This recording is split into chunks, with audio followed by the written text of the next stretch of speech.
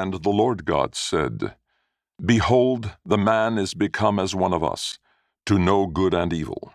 And now, lest he put forth his hand, and take also of the tree of life, and eat, and live forever. Genesis 3:22. Chapter 1.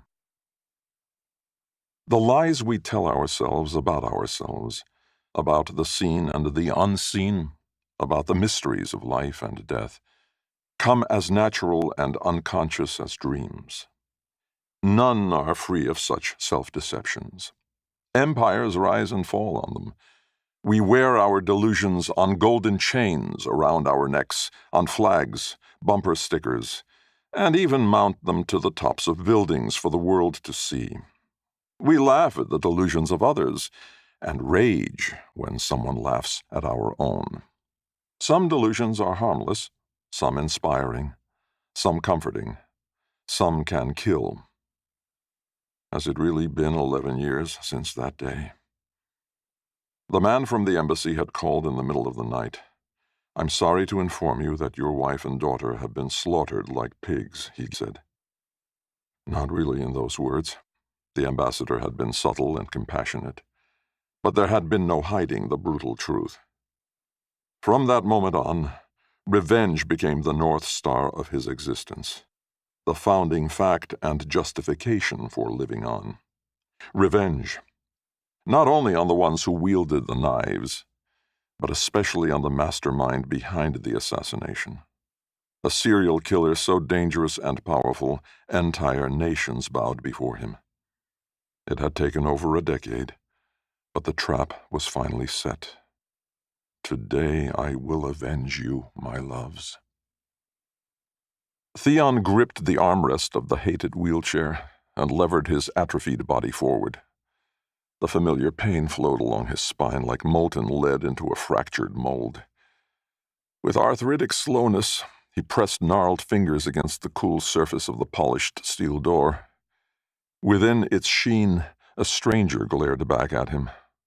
The deep wrinkles crisscrossing the 87-year-old visage resembled the desiccated remains of a mummy, except for the fierce slate-gray eyes. He eased the door open a crack. Dozens of reporters waited in the opulent lobby, the snow-topped peaks of the Continental Divide framed in the towering windows behind. An aura of stale alcohol and cigar smoke clung to the gathering from the previous night's New Year's Eve celebrations. A few yawned. Investigative journalists, my ass. Theon glanced at Helena, her youthful radiance all the more striking beside his withered carcass. A rail-straight posture registered her disapproval, but she'd made her pledge and would play the appointed role. Helena's emerald eyes met his with a final plea. Her delicate fingers cupped his gnarled and liver-spotted hand as if in prayer. The expressive grace of the gesture echoed a sculpture of the Virgin Mother his grandfather donated to their neighborhood church. As a child, he'd gazed upon it with awe every Sunday, while the priest droned on and on. Francesco Torano, Grandpa Frank to him, spent 2 years carving the statue. Racked with lung cancer, the family patriarch hoped it would be his ticket to heaven, an offering to cleanse a sin that haunted him from the old country. What act required such radical atonement? Grandpa Frank never shared with any outside the confessional. At the funeral, Father O'Malley assured them that Grandpa was in a better place. For a time he believed the soothing lie. "Please don't do this," Helena said. Theon withdrew his hand from her unblemished fingers, his own masterpiece of sorts. "No more argument. I've made my decision." Her full lips compressed into a tight line. "This is madness." "You know this is necessary," he said. "I'm not as certain as you." "So you're an agnostic, then?" "Keep your labels to yourself. I'm not interested." She resumed her post behind the wheelchair like a soldier preparing for a suicide mission. "In time, she'll realize I'm right." Last-minute preparations swirled about them like a well-choreographed musical. A large number of his company's staff were disabled to various degrees. Gloria, Down syndrome, stood ready with press releases. Eddie, his feet twisted backward from a birth defect, sat at a desk monitoring the web. A dozen other employees sat at laptops, ready to respond to media requests after the announcement. Some were blind, some without limbs, and other with impairments not obvious to the eye. Most were eligible for government disability, but they preferred to work, earn their own living, and contribute to a cause greater than themselves. No different than anyone else.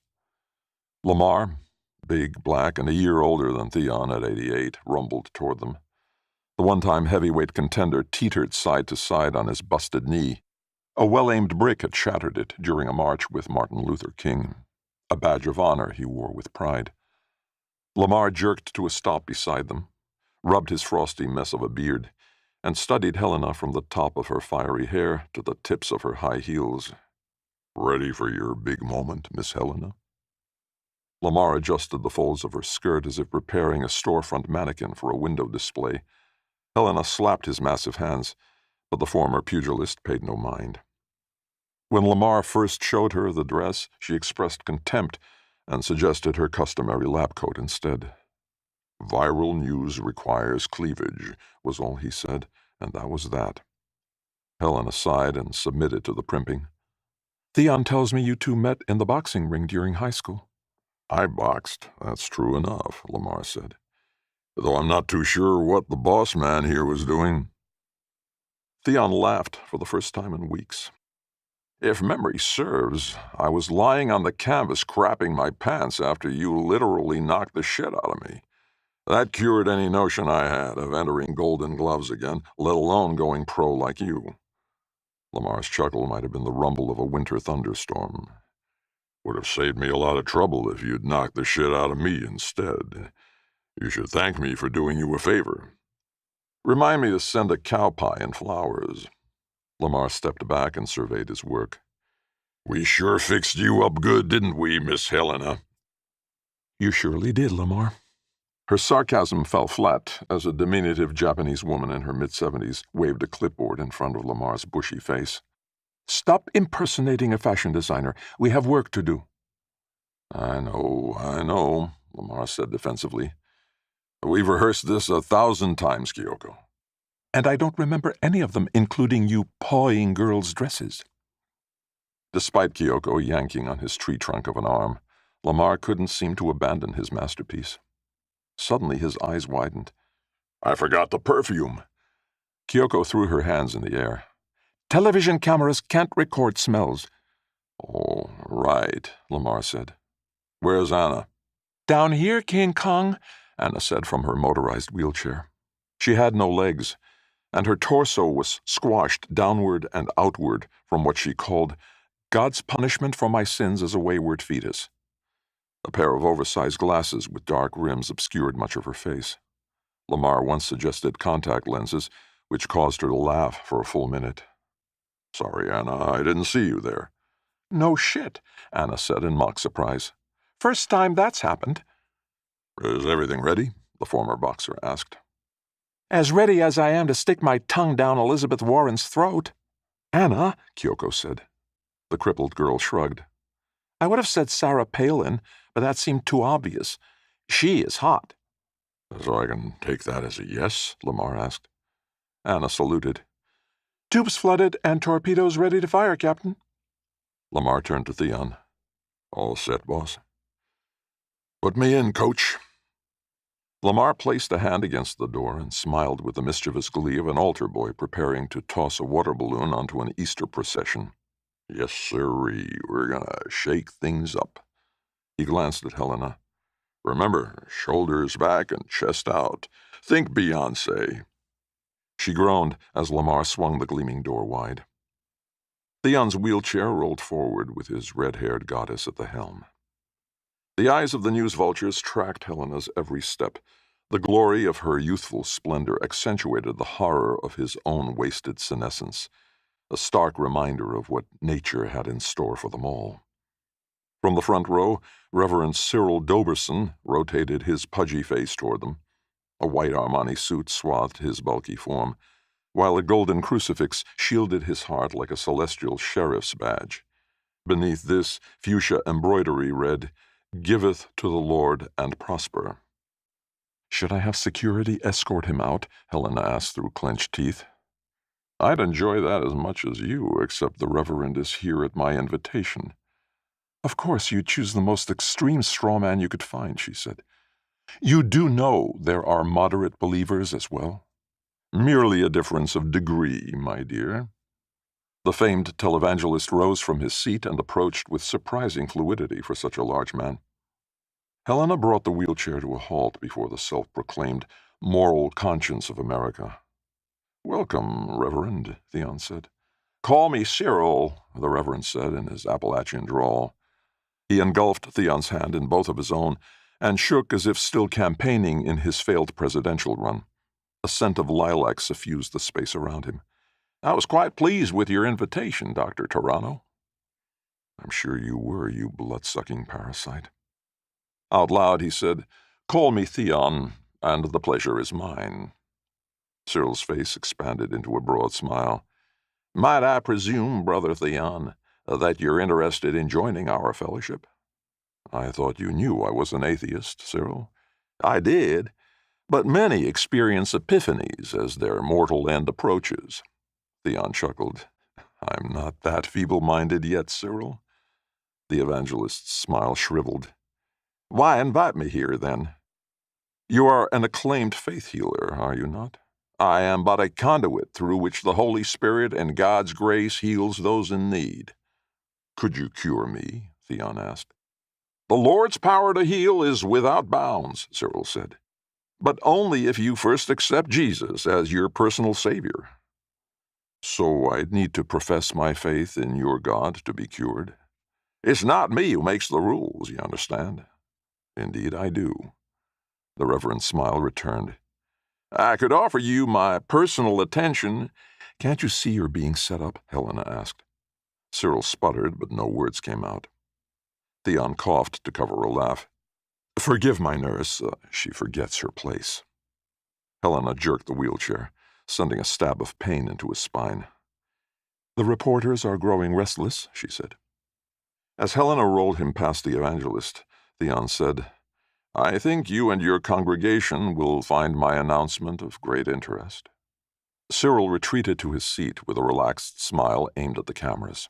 His self-control was masterful. "I almost feel sorry for him." Helena pushed Theon to the podium and stepped onto her prearranged mark. Theon raised a hand, and the room stilled. A few of the reporters glanced at their watches. Not one of them realizes they're about to witness history. He took a deep breath and began. "Science, reason, and the pursuit of truth.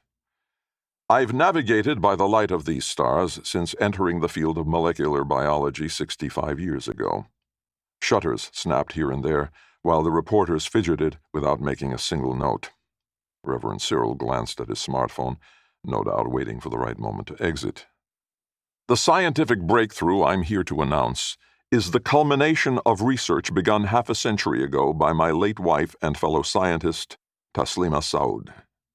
A few reporters nodded, probably having covered her murder. "Taslima wondered why a mouse lives only a few years, dogs no more than 20, and some tortoise species several centuries. The Prometheus tree, the self-regenerative hydra, and many bacterial colonies have no upper limit at all. Scientists call such creatures functionally immortal, meaning they would live forever if not for predation or accident." A spark of interest ignited within the faces of his audience. Even Reverend Cyril glanced up from his phone. "The cells in our body perform identically to these organisms for the early part of our lives until something happens, some epigenetic switch, halting regeneration in individual cells.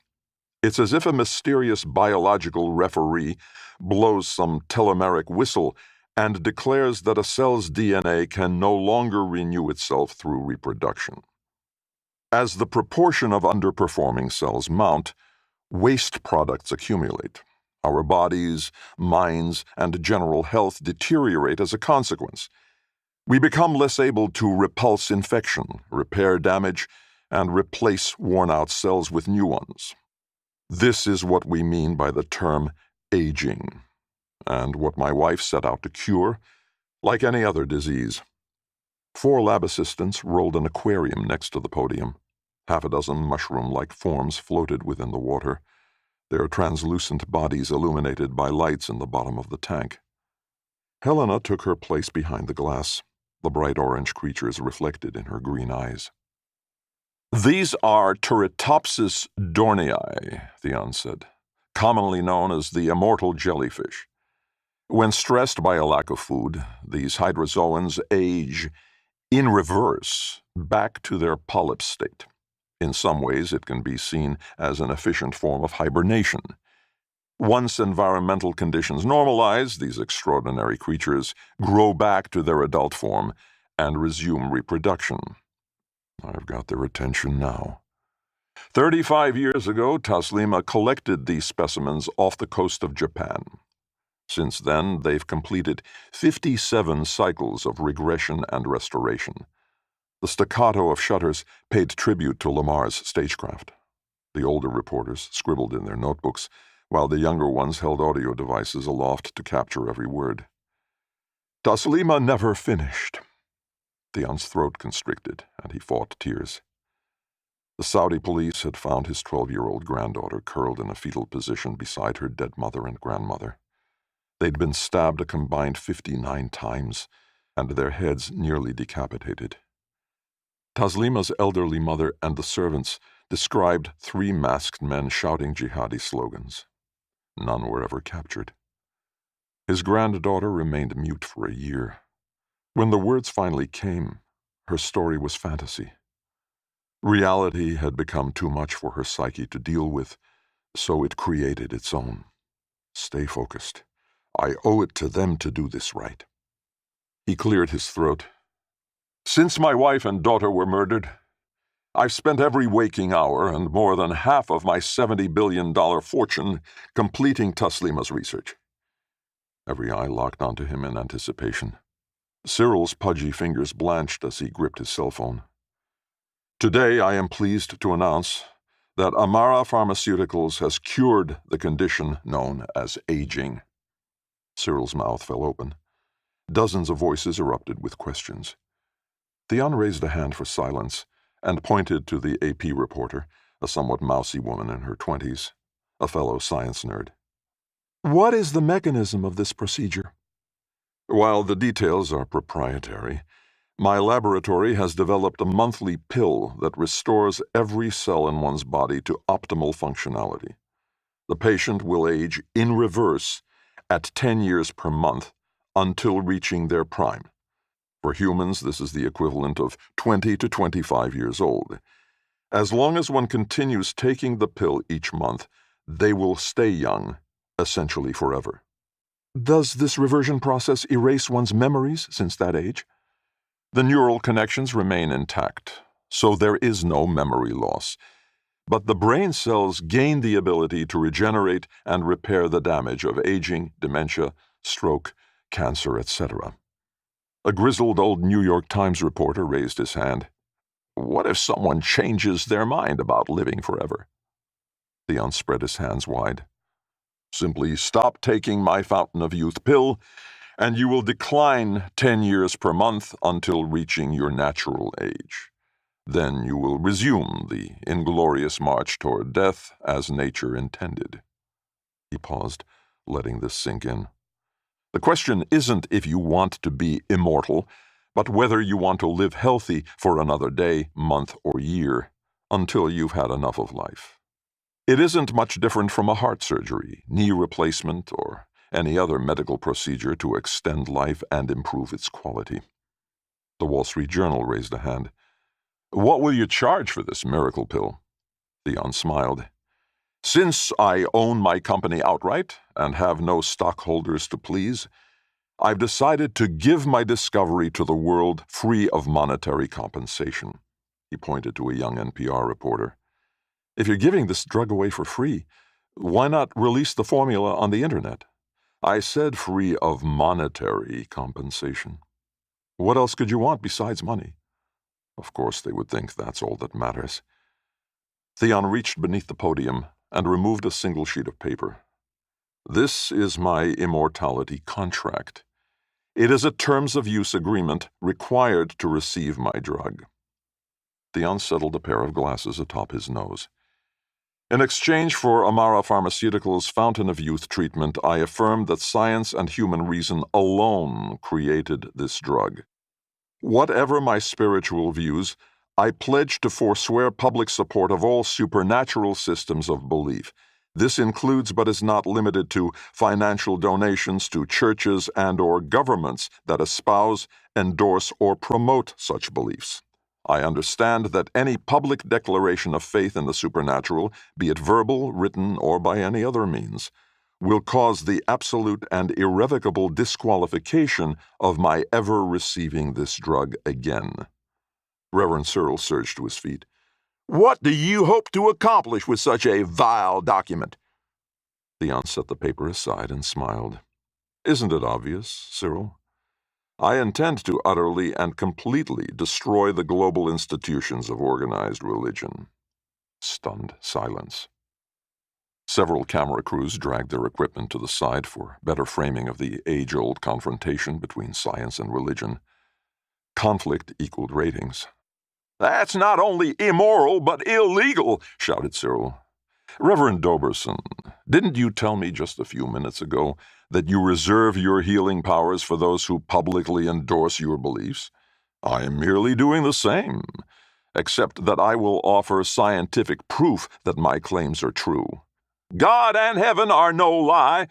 In that case, why would your followers delay their reward in the next life by taking my pill in the first place? Or do you fear that, deep within some hidden recess of their minds, they doubt your claims? Reverend Cyril spluttered, and beads of sweat inchwormed down his face. Would the Constitution allow the inventor of a heart valve to deny it to Jews or Muslims? This is religious discrimination. And yet, you encourage Christian businesses to refuse service to gay couples, not to mention defending the right of Christian pharmacists to deny contraception to women based on their religious beliefs. You're talking about killing people. Don't you believe dying of old age is God's doing? Reverend Cyril's jowls trembled with fury. You're a demon! To continue providing ever more powerful technologies to a species lacking the rational tools necessary to control them would be the height of irresponsibility. The BBC asked, How can you police people's private thoughts? Consumers of my Fountain of Youth drug are free to pray to Thor, Minerva, Tinker Bell, Jesus, or whatever nonsense they choose in the privacy of their own minds and homes. They simply may not publicly promote or finance such views. NPR raised a hand. I notice you mentioned governments in your contract. Are citizens of Islamic theocracies ineligible for your drug based simply on geography? You're assuming I'm giving Israel a pass for its religious bias, or Britain's constitutional entanglement with the Church of England, or our own country's bias. When you add up the United States income tax exemptions for donations to churches, property tax subsidies, and parsonage tax exemptions, we're talking an estimated $70 billion a year in lost tax revenues. Isn't it time we took God off the government dole and let him pay his own way? Churches are the fabric of our society, Cyril said. They deserve government support just as much as science does. Just as much? Theon asked. The combined budget of NASA, the National Science Foundation, and the National Institutes of Health is $47 billion a year, nearly half of the tax subsidies given to religion. How many diseases has religion cured? How many galaxies have divine revelation discovered? Imagine if those tax breaks were ended and that money spent on education, research, or job creation. Cyril faced the cameras. You are witnessing a farce, a hoax by a bitter old man who blames God for the murder of his wife and daughter. I am shocked at your skepticism, Reverend, Theon said. What if I told you that Jesus gave me the formula in a miraculous vision? Would that inspire more faith? You see, he can't prove it, Cyril said with a smirk. He's a liar and a fraud. Theon clapped his hands in mock applause. Well done, Cyril. You are capable of doubt after all. As you correctly point out, I have not submitted the evidence supporting such an extraordinary claim, but I must point out that your claims are even more extraordinary. Laughter spread through the room. You nearly had us, called out the New York Times. After a moment, Theon raised his hand, and the room settled. This is no publicity stunt. While I shall present more conclusive proof at the time and place of the government's choosing, here is a taste. Helena stepped from behind the tank of jellyfish. She faced the room like a defiant slave on the auction block. When were you born, my dear? Theon asked. During the Great Depression. I'm 85 years old. Several reporters laughed. Come on, Dr. Turano, the grizzled old BBC correspondent shouted. I think you're pushing this joke a bit far. Cyril shook his head in disgust and headed for the exit. Helena's voice rose above the tumult. It's no joke. They laughed harder. A few started packing their equipment. Helena snatched a magazine from beneath the podium and strode forward, stopping in front of a female reporter in the first row. You wrote a profile on me for Time magazine 3 years ago. Helena raised the magazine for everyone to see. A stately woman in her 80s graced the cover. The caption read, The Grande Dame of Venture Capital. The reporter took the magazine and opened it to a photo of Helena in her 20s. On cue, a screen behind the podium displayed the same image. In the photograph, a youthful Helena stood beside a young Theon and his future wife Taslima. The caption read, Helena Mueller, Theon Turano, and Taslima Saud, the three musketeers of science in their student days. A tear slid down Theon's cheek at the sight of his wife. No pill will restore you. It can't be, Judah said. I spoke to Helena after her cancer diagnosis. She had only months to live. You mentioned your husband's false diagnosis and suggested I seek a second opinion. Judah's eyes widened. I never told anyone about that phone call. Helena nodded. I took your advice, but a second doctor confirmed that the cancer had migrated throughout my body. Helena turned to Theon. I thought I was at peace with death, until you made your offer. I'm glad I reached you in time, my dear friend. This is ridiculous, Cyril shouted from the back of the room. She's an imposter coached to play a part. Helena resumed her station behind the wheelchair, with the air of an actor completing a monologue. Doubt is the lifeblood of the scientific method, Cyril, Theon said. I salute your skepticism. He addressed the reporters. Lend Cyril some of your skill as journalists. How might I have faked this evidence? The BBC correspondent scratched his chin. Maybe you planned this stunt before the article and simply photoshopped this woman's face over the real Helena Mueller's. Excellent theory, Theon said. You see how this works, Cyril? The famed evangelist strode forward within camera range. Then you admit this is a publicity stunt? Not at all. This photo has been used in dozens of articles for the last 50 years, Theon said. But even so, I admit that such an extraordinary claim requires a great deal more evidence than a single photograph. Cyril's upper lip curled in contempt. This is nothing but an elaborate game to prove a theological point. It is no game, Reverend. I intend to destroy you and your kind once and for all. The evangelist pointed an accusing finger at Theon and addressed the cameras. His own decrepitude proves he's lying. It's exactly what you'd expect from an atheist with no morals. Theon's eyes narrowed to slits. Thomas Edison was also maligned for his rejection of an afterlife, even while everyone enjoyed the gifts of his rational mind. I'm here to tell the world that the free ride is over. Theon raised a white pill in the manner of a priest blessing a communion wafer. Here it is. The key to life. The ultimate product of the human capacity to reason, and the greatest challenge religion has ever faced. In the coming weeks and months, you will witness my transformation with your own eyes. He lowered the pill toward his mouth. In the coming days, every person on the planet must ask themselves if they have more faith in science and life here on Earth, or God and life after death. Theon placed the pill on his tongue, closed his mouth, and swallowed.